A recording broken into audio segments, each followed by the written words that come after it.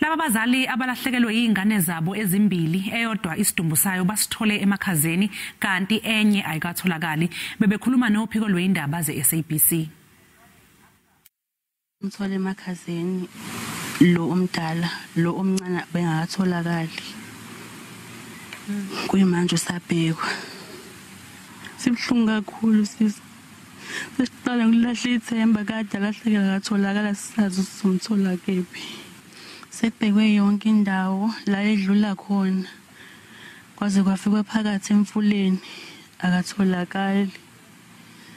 Akatholakali indawo nasehosheni kubhekiwe akatholakali. Kubhlungu kakhulu ngikwazi ukuchaza.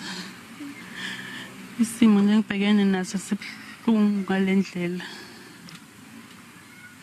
Angikwazi ngisho ukuyikhuluma.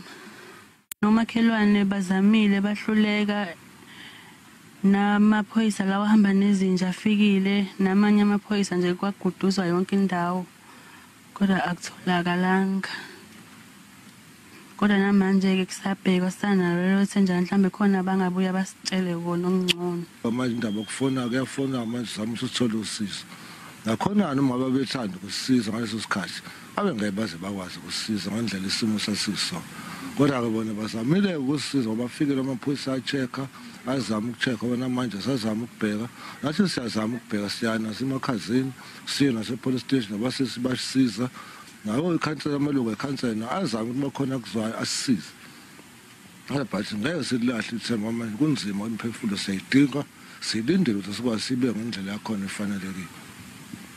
But singakusho nje kona kubhlungu. Ngicela mhlamba kuyonto engakwazi ukuphela enhlizweni. Ngendlela kubhlungu kanti sibone yenzeka.